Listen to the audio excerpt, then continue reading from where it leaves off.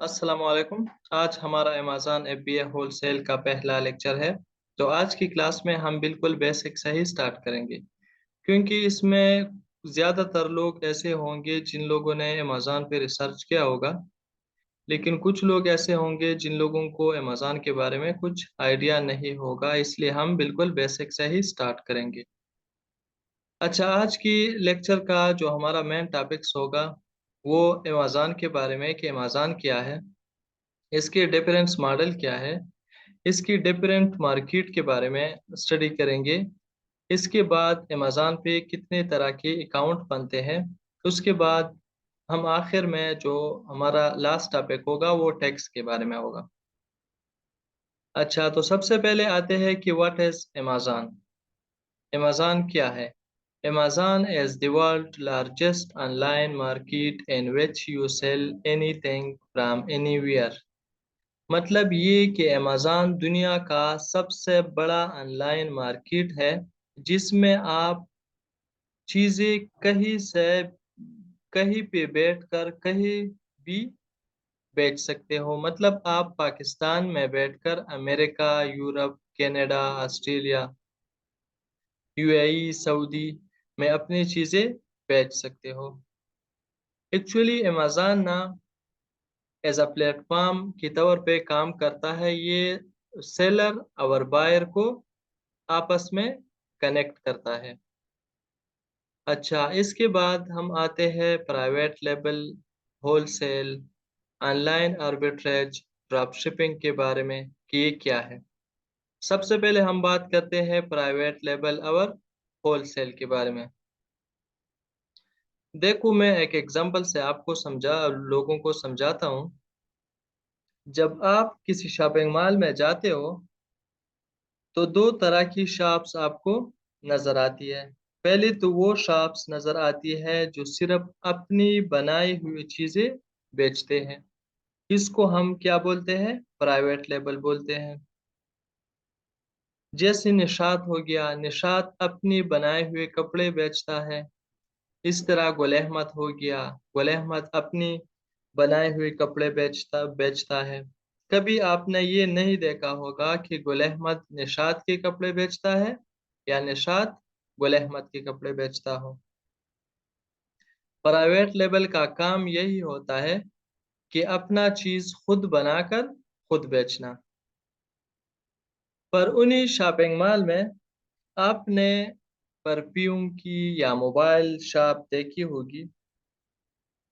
अगर आप उसी मोबाइल शॉप को देखेंगे ना, तो उसमें आपको सैमसंग, आईफ़ोन, नोकिया की मोबाइल फ़ोन्स नज़र आते होंगे। इसमें वो मोबाइल शॉप शॉ उसमें वो शॉप वाला अपना कोई भी चीज़ खुद नहीं बनाता है। बस वो ब्रांड से चीज़ खरीदता है और ब्रांड की बनाई हुई चीज़ को बेचता है। मतलब जो होलसेल में ये होता है कि आपने ब्रांड से चीज़ खरीद कर ब्रांड की चीज़ को बेचना होता है। मतलब हम खुद का अपना कोई भी चीज़ नहीं बनाते हैं। इसके बाद आता है ऑनलाइन आर्बिट्रेज। ऑनलाइन आर्बिट्रेज एक सिंपल सा प्रोसेस है। इसमें आपने जस्ट जगह चेंज करनी होती है। जैसे कि फॉर एग्ज़ाम्पल पाकिस्तान में एक स्टोर है मेट्रो का। उसमें आप जाते हो, उसमें एक प्रोडक्ट देखते हो कि वो उस प्रोडक्ट की प्राइस भी 20 रुपीज़ है। फिर सेम वही चीज़ आप अमेज़न पे रिसर्च करते हो, वो आपको उधर मिलता हो वो आपको 50 रुपए का मिलता है वो अमेज़न पे।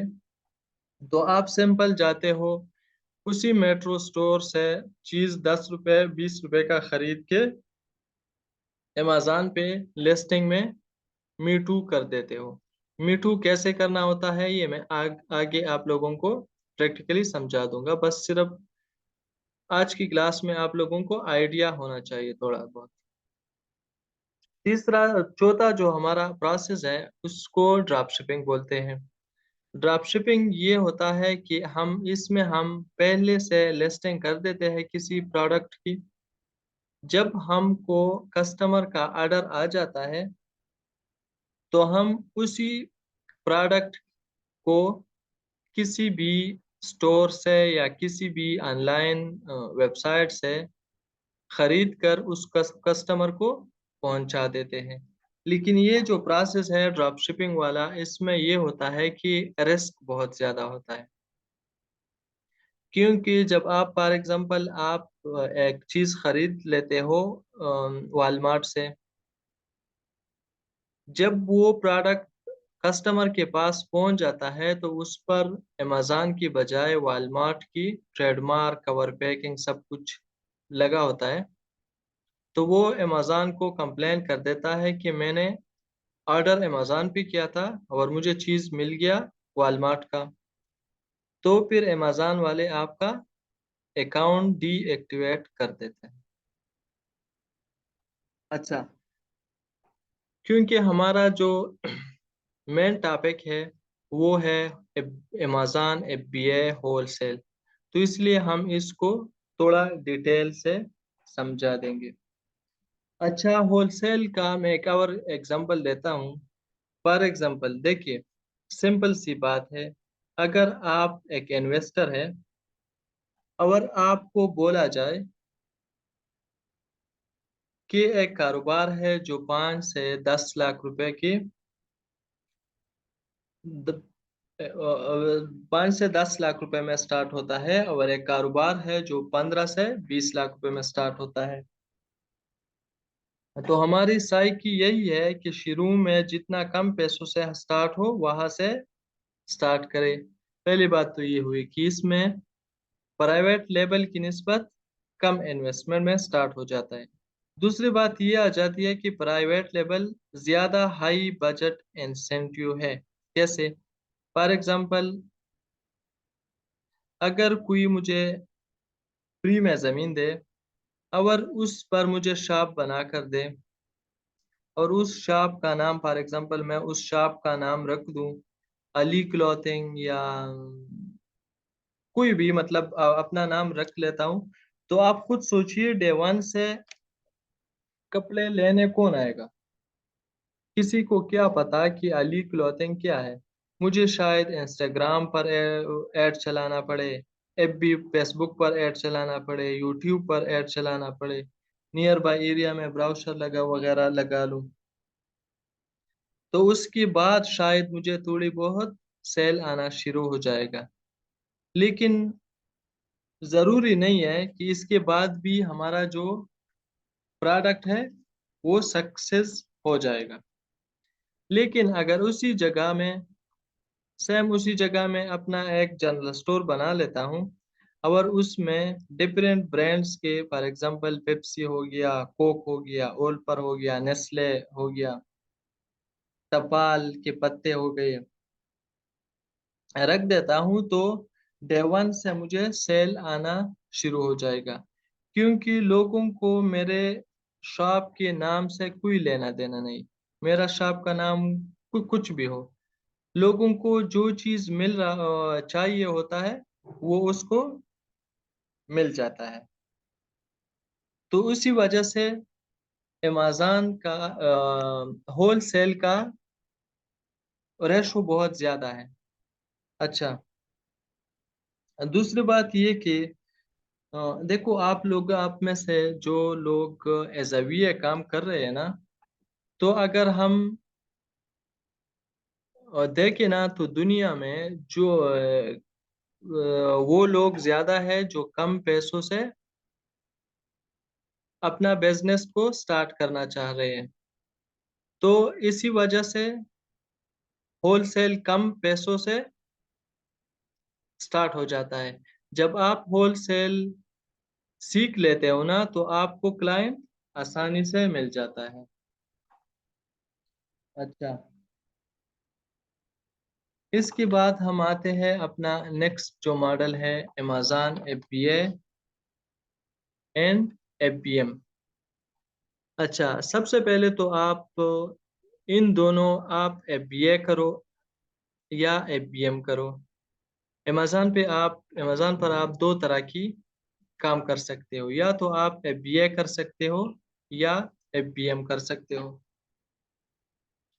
इन दोनों में ना एक चीज सेम है। मतलब जब आप कोई चीज खरीद लेते हो ना, कोई ब्रांड खरीद लेते हो, तो वो तो सबसे पहले आपका वेयर हाउस में आ जाता है। उसमें प्रोडक्ट का इंस्पेक्शन हो जाता है, जो क्वांटिटी आपने ऑर्डर किया था वो सही पहुंची है या नहीं पहुंची है। उसके बाद कस्टमर को पहुंचाने के दो तरीके हैं, या तो आप एफबीए करो या एफबीएम करो। सबसे पहले हम डिस्कस करते हैं अमेज़न एफबीए का। एफबीए में ये होता है कि जो कुछ करना है ना, वो अमेज़न ने ही करना है। मतलब कस्टमर से ऑर्डर लेना, उससे पेमेंट रिसीव करना, उसको प्रोडक्ट पहुंचाना, जो कुछ करना है वो अमेज़न ने ही करना है। इसके बाद जो एफबीएम है, एफबीएम में जो कुछ करना है आपने खुद ही करना है। अमेज़न जस्ट आपको कस्टमर प्रोवाइड करता है, ऑर्डर दे देता है, फिर उसको ऑर्डर पहुंचाना, उससे पेमेंट कलेक्शन, ये सब कुछ आपने ही करना है। तो इसमें जो सबसे अच्छा प्रोसेस है वो अमेज़न एफबीए है। क्योंकि देखो एफबीए, अगर आप पाकिस्तान में बैठकर ना अपना अकाउंट यूएस में बना देते हो, और आप यूएस में फिजिकली नहीं हो, तो आप अपने लिए क्या चूज करोगे? एफबीए ही चूज करोगे। क्योंकि इसमें आपको ये टेंशन नहीं होती है कि कस्टमर से पेमेंट कैसे रिसीव करेगा, कस्टमर को डिलीवरी कैसे हो जाएगी। बस जो कुछ करना है अमेज़न ने खुद ही करना है। अच्छा, तो ये हम बाद में डिटेल से डिस्कस करेंगे, लेकिन अभी क्योंकि इंट्रोडक्शन का क्लास है, तो इसलिए हम चीज़ें बस सिर्फ थोड़ा थोड़ा डिस्कस करेंगे। फिर जो डिटेल होगा वो बाद में प्रैक्टिकल भी करेंगे, और इस तरह भी समझाऊंगा मैं आप लोगों को। अच्छा, इसके बाद आता है मार्केट प्लेस ऑफ अमेज़न। जिस तरह मैंने शुरू में आप लोगों को बताया था ना कि अमेज़न दुनिया का सबसे बड़ा मार्केट है, जो दुनिया की कई जगहों पे मौजूद है। यूएसए में यूरोप में, जापान में, कनाडा में, सब सब जगह पे मौजूद है। अगर मैं ये बोलूँ ना कि अमेज़न जो रेवेन्यू बनाता है, जो अमेज़न जो पैसा जनरेट करता है ना, अगर वो 100% पैसा जनरेट करता है ना, तो उसका 66% जो रेवेन्यू है ना, वो यूनाइटेड स्टेट से आता है। तो आप खुद अंदाजा लगाए कि यूएस कितनी बड़ी मार्केट है। नो मैटर आप यूएई में बैठे हो, आप यूके में बैठे हो, आप ऑस्ट्रेलिया में मौजूद है हो, कहीं भी मौजूद हो, अगर सबसे अच्छी मार्केट की बात की जाए ना, तो वो यूएस है, जो इस ग्राफ से भी आपको नजर आएगा।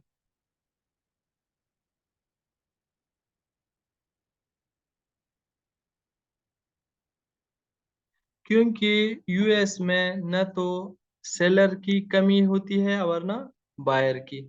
यूएस में ऐसा होता है कि जिसको ऑनलाइन शॉपिंग का ख्याल आता है ना, तो सबसे पहले उनके दिल में अमेज़न ही आता है कि हमने अमेज़न से ही शॉपिंग करना है। अच्छा, ये तो हो गया कि अमेज़न की मार्केट प्लेसेस कितने हैं। जो रिकमेंडेड है वो यूएसए है, क्योंकि यूएसए जो सब बहुत ज़्यादा बड़ा मार्केट है। इसके बाद हम आते हैं अमेज़न की अकाउंट्स टाइप्स के बारे में, कि अमेज़न पे कितने टाइप के अकाउंट बन सकते हैं।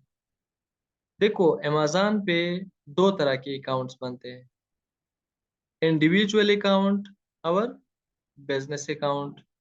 जो इंडिविजुअल अकाउंट है ना, आप कहीं भी अपना अकाउंट खोलो, यूएस में खोलो, यूके में खोलो, या यूएई में, सऊदी में, कहीं भी पर भी, अगर आप कहीं भी बैठे हो, फॉर एग्जांपल आप पाकिस्तान में हो और आप यूएस में आपको अपना इंडिविजुअल अकाउंट ओपन करना चाहते हो, तो उसके लिए आपकी वैलिड सीएनआईसी या पासपोर्ट होना चाहिए, प्लस बैंक स्टेटमेंट होना चाहिए। ये बैंक स्टेटमेंट इसलिए होना चाहिए कि इससे अमेज़न आपका जो एड्रेस वेरिफिकेशन करता है। जो एड्रेस डिटेल आपने दिया होता है ना, आपकी आईडी या पासपोर्ट पे लिखा होता है ना, उसी एड्रेस की वेरिफिकेशन के लिए वो बैंक स्टेटमेंट मांगता है या यूटिलिटी बिल मांगता है। अच्छा, इसके अलावा इंडिविजुअल अकाउंट पे हम अपना प्लान कौन सा सेलेक्ट कर सकते हैं? उसमें हम जो प्लान होता है इसका $0.99 पर सेल होता है, जो पर सेल हमसे चार्ज करते हैं। और इसमें जो इंडिविजुअल अकाउंट को ना, हम किसी और को एक्सेस नहीं दे सकते कि हमारे अलावा कोई और यूज करे। इसके अलावा जो बिजनेस अकाउंट है, पहले जो पासपोर्ट और बैंक स्टेटमेंट तो ये दोनों में सेम है, प्लस इसके लिए क्या चाहिए होता है? बिजनेस डिटेल चाहिए होता है। और उसका प्लान ये होता है कि आप ना $39.99 वो पर मंथ आपसे चार्ज करता है। और उसका इसके अलावा आप एक्सेस किसी और को मतलब दे सकते हो। अगर आपका सर्विस प्रोवाइडर है, वीए है, कोई भी है, तो आप उसको एक्सेस दे सकते हो। अच्छा, अब आते हैं बिजनेस डिटेल के बारे में। तो आप लोग, ये सवाल आपके जहन में आएगा कि अभी तक हमने अपना अकाउंट नहीं बनाया है, अपना बिजनेस अकाउंट नहीं बनाया है, तो अब हम बिजनेस डिटेल कहाँ से दें? और इस बिजनेस डिटेल में क्या क्या होता है? तो आते हैं उस तरफ। देखो, अगर आप अमेरिका में मौजूद है ना, तो आपके पास तो अपना फोन नंबर होगा। लेकिन अगर आप नहीं है, तो आप स्काइप से भी अपना नंबर ले सकते हैं। अच्छा, ये जो सारा अभी ये वाला स्लाइड का जो डिटेल में समझाता हूँ ना, ये आपने खुद नहीं करना है। ये आपका एजेंट आपके लिए करेगा, जिसका डिटेल मैं आप लोगों को दे दूंगा।